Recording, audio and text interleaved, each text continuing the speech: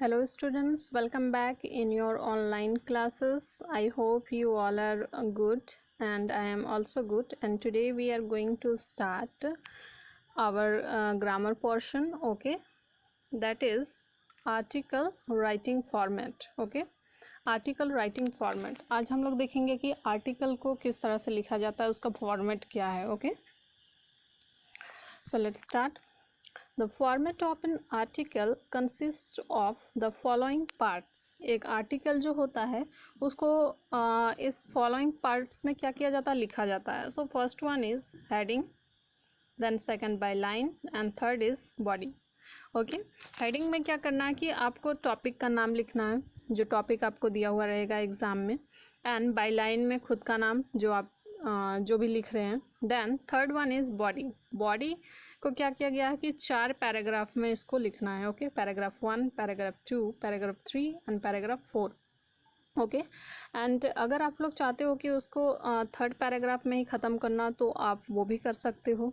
ठीक है, सो नीचे देखते हैं इसका एक एग्जाम्पल किस तरह से लिखना है। पैराग्राफ 1 में क्या लिखना है, 2 में क्या लिखना है, 3 और 4 में क्या लिखना है। ओके,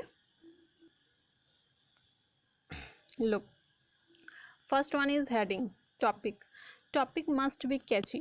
अगर आपके एग्ज़ाम में टॉपिक आपका दिया हुआ है ऑलरेडी, ठीक है, तो कोई दिक्कत नहीं है। बट अगर टॉपिक नहीं दिया है तो आपको क्वेश्चन में ही सर्च करके आपका टॉपिक इस तरह से लिखना हो जो अट्रैक्टिव हो। ठीक है, जो एग्जामिनर के मतलब उसका जो नज़र है वो आपके मतलब ये टॉपिक के ऊपर वो अपने आप खींचा चला जाए। Then number B, by name. यहाँ आपको आपका नाम लिखना है। Then class. Okay, then number 3, body. Body में किस तरह से लिखना है, तो फर्स्ट पैरा जो होता है, लुक, जब आप लोग लिखोगे तो उसमें ये चीज़ को मेंशन नहीं करना है, ये जस्ट एक इंट्रोडक्शन है। ठीक है, जो मैं बता रही हूँ। तो फर्स्ट पैरा में क्या लिखना है, introduction about the topic. Topic का इंट्रोडक्शन आपको लिखना है कि अगर मान लो आप ग्लोबल वार्मिंग को लेकर लिख रहे हो, ठीक है, टॉपिक में, तो आप टॉपिक में तो यहाँ पर लिख लोगे ग्लोबल वार्मिंग। देन इंट्रोडक्शन में आप क्या लिखोगे कि ग्लोबल वार्मिंग जो है वो होता क्या है ना, और इसको कितना में लिखना है, 4 to 6 लाइन में। अगर आप चाहो तो इसको 6-7 लाइन्स में भी लिख सकते हो। ठीक है, तो ग्लोबल वार्मिंग होता क्या है। ठीक है, देन पैरा नंबर 2। तो पैरा नंबर 2 में क्या लिखा जाता है, किसी भी टॉपिक का merit, demerit, causes, effects and types. Okay, ये सारी चीज़ें लिखी जाती हैं। तो इफ़ अगर आपका टॉपिक है ग्लोबल वार्मिंग, तो ग्लोबल वार्मिंग का तो मेरिट होगा नहीं, उसका क्या होगा, डिमेरिट ही होगा। तो उसकी डिमेरिट को लिखो, और कॉजेज़ क्या हैं उसके, देन इफ़ेक्ट्स क्या हैं उसके, ये 3 चीज़ मेंशन कर सकते हो। लेकिन मान लो अगर आपका टॉपिक रहा पोल्यूशन, तो पोल्यूशन में आप यहाँ पर क्या कर सकते हो, टाइप्स लिख सकते हो, है ना, like water pollution, land pollution, then noise pollution, sound pollution. तो इस तरह की चीज़ें लिख सकते हो। उसकी डिमेरिट लिखोगे, कॉज लिखोगे, देन इफेक्ट लिखोगे। Okay, then third para, what government, media, people should do to improve the issue of given topic. और मीडिया जो है और गवर्नमेंट और पीपल क्या कर रही है इस टॉपिक को लेके। ठीक है, ये जो इशू है यानी कि ये जो टॉपिक है, तो इसको लेके क्या कर रही है और क्या इम्प्रूव हो रहा है ना, इसके इम्प्रूवमेंट के लिए वो लोग क्या कर रही हैं, इस चीज़ को यहाँ पर आपको मेंशन करना है। ओके, देन पैरा नंबर 4 में आपको क्या करना है कि कंक्लूजन लिखना है। अगर आप ग्लोबल वार्मिंग को लिख रहे हो तो आप वहाँ पर क्या सजेशन दे सकते हो, है ना, कि मतलब क्या करने से उसको रोका जा सकता है। तो इस तरह के सजेशन या फिर सोल्यूशन दे सकते हो, जैसे कि आप बहुत सारे ट्री लगाओ, ठीक है, और जो इलेक्ट्रॉनिकल जो सारी चीज़ें यूज़ हो रही हैं उसमें थोड़ा सा कंट्रोल किया जाए। तो इस तरह से आप कुछ कुछ सजेशन यहाँ पर दे सकते हो। और एक चीज़, रिमेंबर दिस थिंग, इन सब चीज़ों को ध्यान में रखते हुए आपको एक आर्टिकल राइटिंग स्टार्ट करना। ठीक है, first one is right it simple. आपको क्या करना है, बहुत ही सिंपल लिखना है। यूज़ स्मॉल सेंटेंसेस, और स्मॉल सेंटेंसेस आपको लिखना है। ठीक है, क्यों, क्योंकि अगर आपका ग्रामेटिकली कोई मिस्टेक जो होता है ना वो बड़े बड़े सेंटेंस में होता है, और आप छोटे छोटे सेंटेंस लिखोगे तो जाहिर सी बात है उसमें मिस्टेक भी कम होगा। और एक चीज़, अगर आपको ग्रामर में मिस्टेक होगा यहाँ पर, तो जितना मार्क्स का ये है ना, उसमें से आपको 2.5 मार्क्स काट लिया जाएगा, ये याद रहे। ठीक है, then number 2, highlight your main point. Main points जो होगा उसको आप हाईलाइट कर सकते हो। एक तो आप उसको ब्लैक पेन वहाँ पर यूज़ करो और डबल इन्वर्टेड कॉमा के अंदर डालो, तो इससे हाईलाइट हो सकता है। तो इससे क्या होगा कि जो एग्जामिनर होगा वो बहुत अच्छे से उसको मतलब समझ में आ जाएगा वो। और कोई भी एग्जामिनर जो होता है वो पूरा नहीं पढ़ता है, ठीक है। तो वो ये मेन चीज़ों को अगर आप हाईलाइट करोगे तो उसी से आपको मार्क्स मिल जाएगा। Then number 3, write it very clean. आपको क्या करना है, बहुत ही नीट एंड क्लीन लिखना है।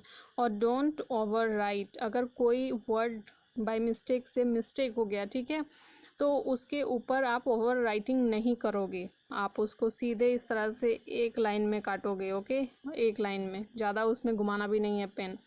और उसके बाद आप सही वर्ड लिखो। Then word limit. अगर आपका वर्ड लिमिट है 150 या फिर 150 से 200 के बीच में, तो आप ज़्यादा वर्ड नहीं लिखोगे, ठीक है। हाँ, उसके आसपास रह सकते हो, या फिर एक लाइन ज़्यादा हो गया या फिर 4-5 वर्ड ज़्यादा हो गए हैं, बट उससे आगे नहीं भागना है, ओके।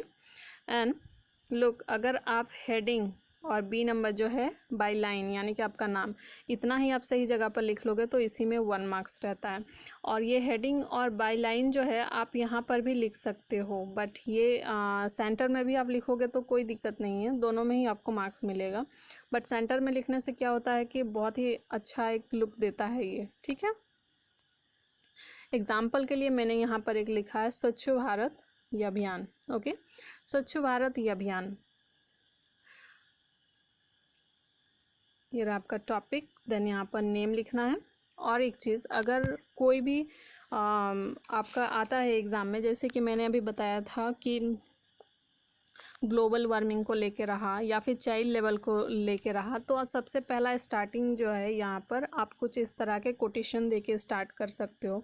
जैसे कि चाइल्ड लेवल में अगर रहा तो every child has the right to education, है ना। या फिर अगर सेव वाटर को लेके रहा, then a drop of water is worth more than a shake of gold to a thirsty man, okay. तो इस तरह के कोटेशन से आपको क्या करना है, स्टार्ट करना है।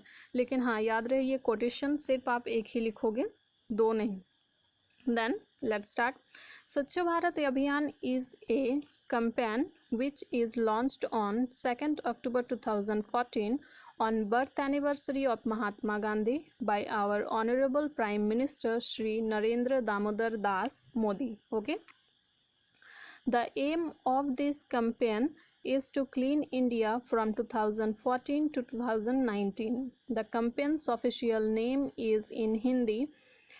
In English, it translates to Clean India Mission. Okay. Then first para में मैंने क्या कहा था कि व्हाट इज़ इट, है ना, यानी कि आपको इंट्रो लिखना है इसमें। तो हम लोगों ने यहाँ पर वही लिखा है, इंट्रो। देन सेकंड पैरा में क्या था, मैरिड डिमैरिड। तो जाहिर सी बात है स्वच्छ भारत ये अभियान है तो इसमें तो आपका मैरिड ही रहेगा, है ना। तो यहाँ पर मैंने मैरिड को लेके लिखा है, तो आप भी इस तरह से करना, वो टॉपिक देख के अच्छे से समझ लेना कि उसके मैरिड डिमैरिड हैं नहीं है, इस तरह के, ठीक है। It is India's largest cleanliness drive to date, with 3 million government employees and students, and many people have joined the campaign. Okay, under Swachh Bharat mission, millions of toilets began built in rural and urban areas. It is a revolutionary step for the women of rural areas, as they do not need to go out in open space for defecation. Okay, तो next में क्या लिखा, स्वच्छ Bharat mission का जैसे कि merit ही हो सकता है, तो मैंने उस तरह के पॉइंट यहाँ पर डाले हैं, ठीक है। नेक्स्ट पैरा में क्या था कि गवर्नमेंट क्या कर रही है ना, यानी कि थर्ड पैरा गवर्नमेंट, मीडिया और पीपल क्या कर रहे हैं, तो उस चीज़ को यहाँ पर हाईलाइट किया गया है। The government provided subsidy for construction of nearly 110 million toilets between 2014 to 2019. The campaign was criticized for using cursive approaches to force people to use toilets. Okay. Then fourth para में मैंने क्या कहा था कि conclusion लिखना है, अपना कुछ सजेशन आप दे सकते हो, वहाँ पे सोल्यूशन दे सकते हो।